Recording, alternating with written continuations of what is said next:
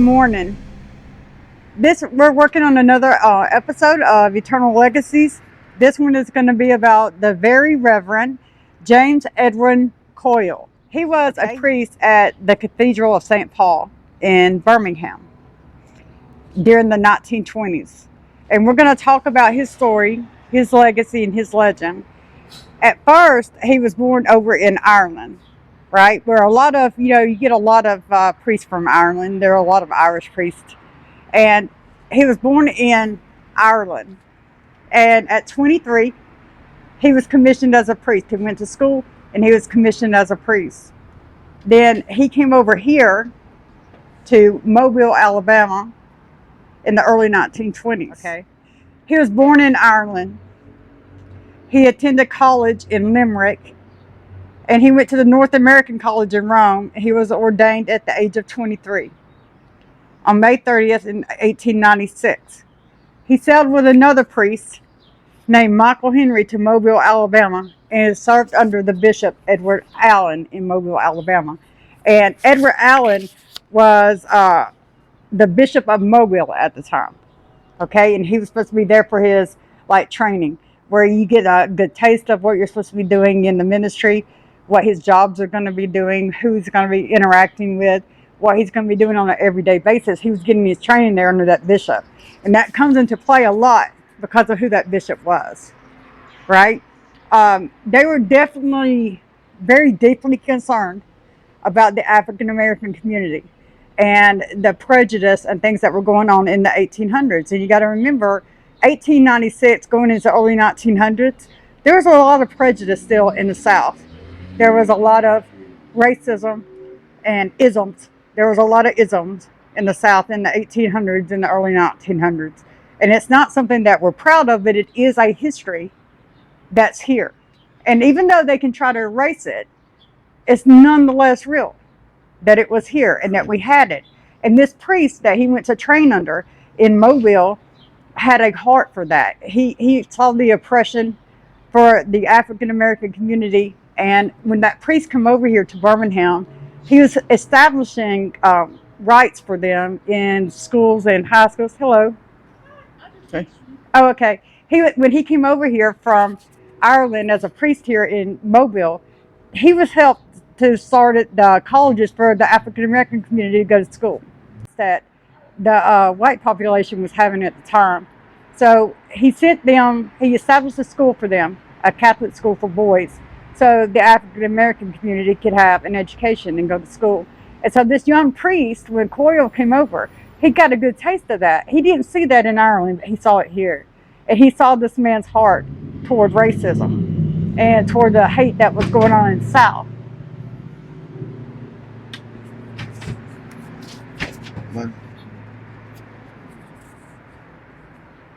That door is moving, guys. I was letting that car go past. Well, as you mentioned, St. Joseph's College, around 1856 when he came over, he was in the New Jersey area. And he worked with the parish up there, and there was some issues of inequality in that area, especially dealing with the Irish coal miners, the Irish railroad workers. Okay. All right, so they were oppressed, they were being beaten up. So what his job was to set up a mission out there. And he actually lived in one of the little shanty houses in New Jersey with these guys. Mm-hmm. And he set up a mission to help take care of them, help get them the rights that they needed as far as, fair working, meals, everything that they should have to take care of themselves and their families. All right, then he managed to acquire some land through some loans and grants and people's money given. And he built a small building. That's how St. Joseph's College started. It was a building that served as a church and a school to educate the children. So let's move a little bit. So he done a great job there. He goes to Mobile, where Jennifer's at. We pick up in Mobile. And that's where he begins working with a group called the Josephites. Now, if you look up the term Josephite, there's a bunch of groups called Josephites around the world. This group actually started in England at the time, around that area. I think it was New Zealand. New Zealand is Really? where it actually picked up. Okay. Okay, and then it was over here, and it kind of evolved into what it is today. They focused on, at this point in history, we were post-Civil War. There was still a lot of inequality. And Father Coyle decided that he wanted to put his heart to helping the newly freed enslaved people. They were referred to, and we're going to refer to them a lot in this video, as freedmen. That's what they looked at them, freedmen. Right, and that's kind of, I was going, but that is the term that was used. It was freemen at that time. So, and that was where he put his focus. The focus was on the freemen. If you remember, the U.S. was already addressing the fact that we had issues with that. They had the Missouri Compromise of 1820, where they were talking about, okay, we can settle west, but when you go settle in west, you cannot have any more slavery in effect. But it was only a band-aid solution because the states didn't obey that. Then we went into states' rights where they didn't want to obey that, right? They wanted their own, be able to make their own decision about having slaves or not. And as time moved on, the Josephites in the Mobile area formed into a formal diocese. You know, they're their own group. They're part of the Catholic Church, but they are their own group under that umbrella, and the Catholic Church supports them, which is wonderful. And it's actually, it has spread. There's small groups around the U.S., and if you talk to older African Americans from the time, or from today's time, they will tell you that they can trace their Catholic heritage back to the Josephites in Mobile. Exactly. And the whole issue was just trying to give them the same resemblance of life that we had, giving them the same educational rights, the same rights to freedom, the same rights to vote, the same rights to do all of this stuff. And a lot of that didn't come in until later on into the civil rights movement. But you see where the ground roots of that, the grassroots of that started. Well, and that leads us into like the Knights of Columbus and the Knights of Peter Kelver. There was actually, this was around 1909, I believe it was, where the Knights of Columbus refused to give a position to a well-qualified priest simply because he was black. Right. But now, let's move that a little forward. And because of what Father Coyle was doing, because of what the other people that believed the same as Father Coyle was doing, in 1909, you had the first recognized black Catholic priest in the Mobile area. And the diocese, it was agreed that they would treat him as a man. Now that should be just like part of your life. You know, if you bring somebody in, you treat them as they are. But the fact that they made a point at this period in history, because you have to understand the mindset of a lot of the people. They picked a side, they stood up. It's not that they were all jerks at the time. No. It was a way of life that they were having to change because that way of life was wrong. Right. And it's not easy to change a way of life. We're trying to do that in areas today. And it's not easy, but we're getting there. Slowly. And you understand then why Father Coyle had such a deep heart for this and what he felt. And we're saying all of this to lay a foundation for his what happened to him. Father Coyle had trained so well and did so well that they decided to give him his own parish and his own church and his own beginning here in Birmingham. The priest here that preceded him had got injured or sick and was going to retire, and so they picked him to take over this church and to live in this rectory. And when he was here, he brought those beliefs with him. He decided that he was going to start implementing in Birmingham the same things that were happening in Mobile. But the thing about that, he had a little bit more opposition here than he did in Mobile.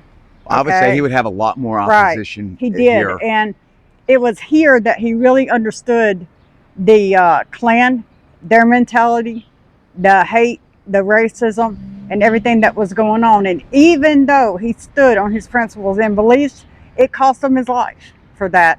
And I want y'all to remember, this is a white priest. This is not a African-American priest. He's just an Irish Catholic priest. He just had a heart for what was right. And he knew that wasn't right. So let's walk over. These are beautiful, aren't they? It really is. This is a pretty cemetery. See, these are priests. I can't even call this a graveyard. This is just too pretty. See, these are priests and service members to the church. See that? These You know, are all I have priests. not seen this many clergy people buried together since Uh, we were at the Abbey of, what was that, Gethsemane. Yes. And this is the Sisters of Mercy. And you'll see right here, these are going to be your sisters right here. And this is the Sisters of Mercy. You know, and God marker. bless you, Sisters of Mercy. Yeah. I'm telling you, we have seen See, these are the stones sister- dedicated to Sisters of Mercy. How many cemeteries have we been to that we've seen these? I mean, God, Jennifer and I have been to hundreds of cemeteries. Right. And we see a lot of Sisters of Mercy. And I think this is the first time I've actually stopped to say, bless you, sisters. Yes. And you'll see right here, they all have, you know, sister, like this one says Sister Alfonso. Margaret Goggin died March 3rd, 1938, age 74. And they just put their names. They're very, And you know. there's something I have always been curious about. And even though I grew up in a Catholic community, I never got the answer to this. But when a lot of these sisters, a lot of the priests or whatever, when they take their role, they change their name. Yes. Is the purpose of changing their name like a symbol of I'm giving up everything that was my earthly, Your former identity. and I'm becoming a new identity? You are, because you're becoming a bride in Christ. Okay, what happens when you marry a man? You change your identity. When you become a bride, you change your identity. So it doesn't matter if you're male or female, because there is no male or female in Christ. There is no sex in Christ. There is no color in Christ. So when you wed yourself, and he is our bridegroom, when we wed ourselves to him, we change our identity. We become a new person. And at that point, you're the bride of Christ. So you're going to carry a new persona. You're going to carry a new name. And I think that is symbolic of what we do. Now, to be fair though, that's the same view that I have, Jen, but our view's coming from our Protestant faith. Right. So if there's someone out there, you know, in the Catholic faith that could, you know, maybe either confirm what we say or give us a better understanding, it's just something we'd like to know. So just please comment below. And you see how massive this graveyard is? Look at this going around us. Let's do a 360 here. This is Elmwood Cemetery, guys, and we have a latitude and longitude to these stones and stuff, like where we're going to film, because it's a lot. You wouldn't. You could spend days out here, probably find hundreds of interesting people. And Yeah, I'll tell you what, if you know of someone in this cemetery that you think is a great legacy, drop a comment below. Jen will do the research, and who knows, it might be a future episode. That's the Shannara family. I was saying that, Shannara. And there's some more.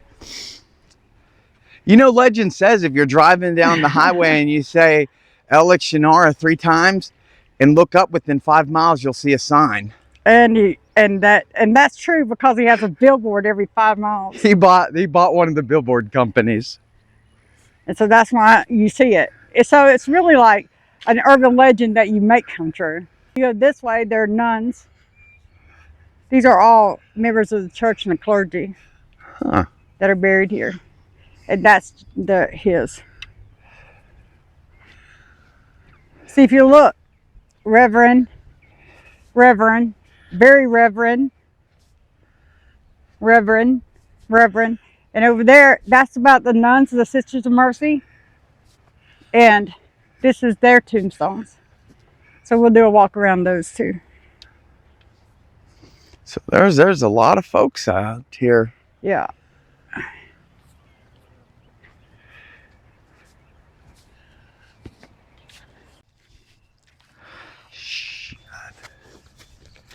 I'm sorry, man. Okay, guys, so right here, I want you to see, this is the marker of the Very Reverend James E. Coyle. It's out here in Elmwood Cemetery in Birmingham. This is his gravesite. And along here in front of him, and I'm going to scan this a little bit, you can see these markers right here. These are all priests that were over the church. And right there, and I showed you the marker earlier, is the sisters marker, and they have some nuns buried there. Okay, so we're going to get in. We were talking about how he was there at the rectory right beside the church, and that he went every morning to that little garden to pray. to talk to God, to spend some time alone. So, and you said, So, being a creature of habit, Father Coyle knew the dangers of what he did. But also being a man of faith, every single night he had a habit of coming out of the rectory. Right here, there was a small prayer garden that he had. And every night he would come out here to pray. Stephenson knew that. August 11th, 1921, Father Coyle had performed a marriage, right, of a daughter of a local businessman and minister. And he performed the marriage as she was getting married to a Puerto Rican man. He'd already faced the racism and the hatred from the Klan for all kinds of reasons for dealing with races that were not white, right? Or that were not Caucasian races. Then this young lady come to him. The man that she was marrying was Puerto Rican and he was Catholic. Okay, he had worked for the Stephenson family for 5 years as a handyman, doing odd jobs in and out. And he had fallen in love. He caught feelings, y'all. He called it. He caught feelings for the daughter, right? And the daughter right back caught feelings for him. So now we got a bad situation. They want to be together, but her father's a Methodist minister. He's a member of the Klan. And she's in love with a Puerto Rican guy. And this is during a time that wasn't acceptable, guys. Like, you just didn't do it. You didn't cross races.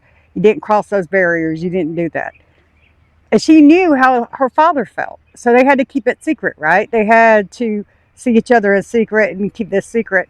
Well, eventually, he asked her to marry him. Well, to get married in the Catholic Church, you have to be Catholic.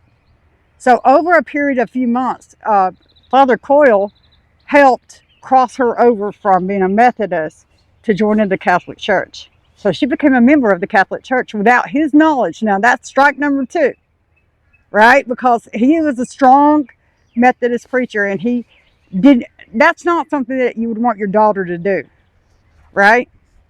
So she became a Catholic and it was okay for them to get married, but they couldn't still publicly get married because of the hatred of things here. So Father Coyle said, that's not going to stop you from getting married under God's eyes. I'll marry you. And he did. He performed a secret ceremony where he married Ruth and Pedro Gussman. Okay? It was only a few hours after that he married them. He stepped out on his front porch at that rectory we were talking about. And he got shot in the head.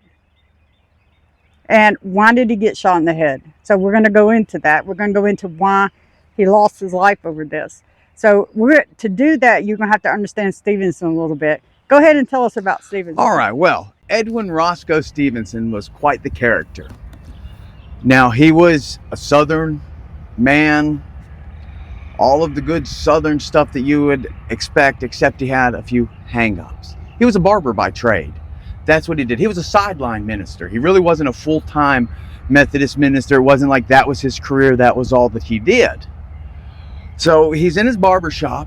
He's working, and I'm sure he finds out, hey, this guy over here just married your daughter to some yahoo. And you remember, Pedro was a member of his barbershop too. Like, he would come in and get his hair cut by this guy, right? And he was working as a handyman. So he knew Pedro. Right, he knew him very well. And Pedro knew his beliefs, didn't he? He did. That's right. That's right. So this guy also had another dark secret. In the evenings, he was a Klan member. So during the daytime and on Sundays, he's telling everybody, love God and love everybody. And then at nighttime, he's out burning crosses and saying, you got to hate this certain group of people. Or kill them. Or if you're a minister and do that today, you're wrong. But anyways, that's not what we're talking about. We see a lot of that. Yeah, you do. But so after he gets word of this, he's very upset. He leaves. So now, after he did what he did, he turned himself in just a little bit later. It wasn't long after that he turned himself in. But this guy, we're really not to judge anybody. And as I said earlier, it was the mental state of the time. But if you don't know yourself and you're not strong enough as a person to grow inside and start to accept things in the world, then you're not going to make it, and you're going to cause problems like this man did. Mm-hmm. And there are groups like the Klan that are outdated. They started with noble reasons. A lot of people don't know, but the Klan actually started to help battered women. Guys that would slap their wives around, they would go and handle those guys, and I'm all for that. And if they were being an infidel, which God only describes an infidel as someone who doesn't take care of their own, someone who doesn't take care of their family. So if these men were out creating families and they wasn't providing for those families, they got those men back in line. But you know, something else I'll say that folks don't know about the Klan, just as a little bit of a side note, is if you were Irish, or like my family, Catholic, or excuse me, Italian, or you have Catholicism, the Klan did not like you, and you were treated the same as everyone else. Exactly. If you was not a Protestant, Caucasian person, there you go. That's you. You that's pretty the much way said it really it right. was. A Protestant Caucasian person. That was the perimeters. You were hated. But then they didn't even take all the Caucasians, because if you was Irish, they hated you. Right. I'm just saying, like, you had to be Protestant. But anyway, we're getting a little far off tangent with the Klan, but we want you to understand who those people really are, and the what they did was horrendous for the time. And thank God for people and ministers like Father Coyle that want to do what's right. Right. So he was killed, and then Stephenson got turned in, or he turned himself in. And so then here comes the trial, right? And the Birmingham newspaper said this was like the biggest thing of the century there during that time. This trial was, because of what it was about, you know, exactly what it was about. And he killed a priest over this. So you go into trial and you're thinking, okay, well then he'll get a fair shake, right? Like, this guy killed him in cold blood. He knew what he was doing. He premeditated it. Cinched up case, right? That's murder. 101. You know, no way is he walking away from this. Well, you would be wrong about that, because going back to what Jay said a while ago, during this culture and during this time, the Klan's people and that hatred was predominant here. Right? Well, he picked the lawyer that he picked specifically because the lawyer was not Catholic. The lawyer, I can't remember his first name, his last name was Brown. Mm-hmm. And he actually joined the Klan. His attorney joined the Klan. Right. And then you think about this, because 4 out of 5 of his defense attorneys were Klan members. Yeah. 4 out of 5 guys. And how about the jury members? Right. And the juries were, you know, and the judge, Klan member. Right? So I want you to think about that before we go into the case, because he was acquitted. He wasn't charged for that murder. You know, and he was let go. Yeah. Over that. And people think that's such an injustice, and it is an injustice that he got away with that. What you're not understanding is that was the era, that was the time in history where that was in politics. It was down into the lower levels, all the way down to your sheriffs and your deputies and things like that. You didn't have a lot of footing to stand on if you were fighting racism at that time, if you were fighting the Klan at that time, because they had integrated into government positions. So it's just like nowadays, there's corruption in political people and judges and things like that. We see it all the time. But I do have to say one thing is that, thank goodness, Alabama matured. Mm-hmm. And we got rid of the Democrats in office. We put conservatives, and some of those conservatives were Democrats, but they were more like the Kennedy Democrats. And we put these people in office. And that is what's helped the civil rights movement push forward. We had a lot of problems in this state. And what people fail to realize, and from early on, the Republican Party come out of the Freedmen Society, out of the Freedmen Party. And what is the Freedmen Party? We talked about that. That is people who are promoting and wanting freed people. They want equal rights. They don't want slavery. The Republican Party come out of that movement right there. And the Republican Party were the ones trying to protect and help them. And it was the Democratic Party at the time that was trying to push for slavery. So you look at it, and then you look at the Democrats and the Republicans nowadays, and it seems like, you know, they're all about humanitarianism and trashing Republicans. But what they don't understand is, in their own history, They're the ones that promoted it. They're the ones that wanted slavery. They're the ones that had these people in office. He wasn't a Republican, guys. That guy was a Democrat. Well, and I guess the simplest way to put that is, in my opinion anyways, in the way that I've seen things over my 51 odd years in this world, the Liberal Party wants to control. That, you know, they're more about controlling the population to do what they feel the population needs to do to have a great life. The conservative says that your odds are you're going to be a God-fearing person and that you will make the right decisions to live a good life. Mm-hmm. And we have a small, very small governmental section here that if you're not doing what you need to be doing, then we handle you individually and save everyone else's freedom. So when Father Coyle, when he was murdered and this trial went down, they said that when he was acquitted, there was all kinds of protests about that, all kinds of uproar about that, because any other person going up for a charge like that, hell, lot of protesting, right? That we would have been hanged or killed somehow or sent to death or something like that. And because then, guys, they didn't give long-term punishments for stuff like that. It was an eye for an eye type thing. So if you were convicted, then you were pretty much hung or sentenced to death somehow. So during that time, when they let him go, and the people started really seeing the hatred and the racism that was steeped here in this area, that's when they started stepping up going, you know what? We don't like this. We might not be Catholic, but that's wrong. That's wrong, because he was only joining two people in marriage. That's the only sin that he committed that he deserved death over. No, you don't deserve death over that, right? So even the people who were racist started turning, right? They started embracing things. They started changing.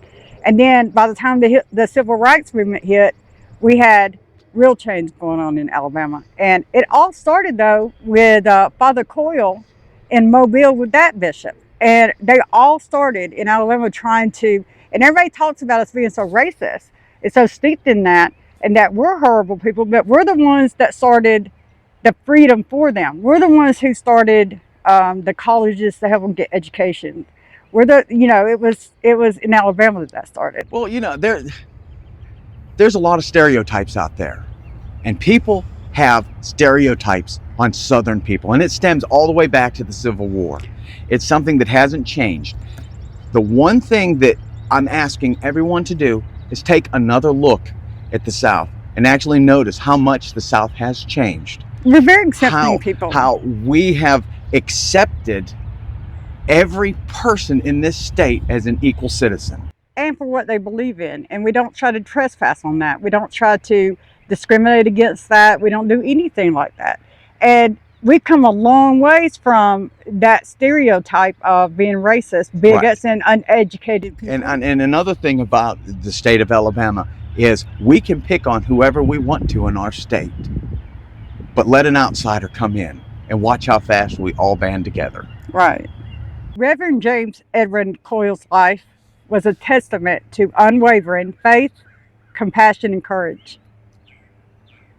He was a leader and a priest in the Catholic Church, and he dedicated his life to serving others, to fighting for social justice, and upholding the values of his faith, of the Christian faith. From his early days as a young priest to his latter years as a respected community leader, he tirelessly worked and selflessly devoted himself to inspire others and countless people to help them shape the city of Birmingham the way it is now. He was on the forefront of trying to stop this and trying to develop us into a more progressive city.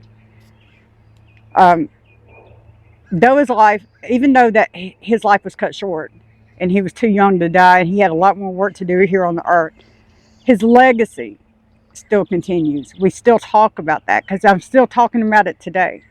And this happened way back then, and I'm still discussing Father Coyle today. So his legacy still lives on. And it's supposed to inspire and motivate people, right?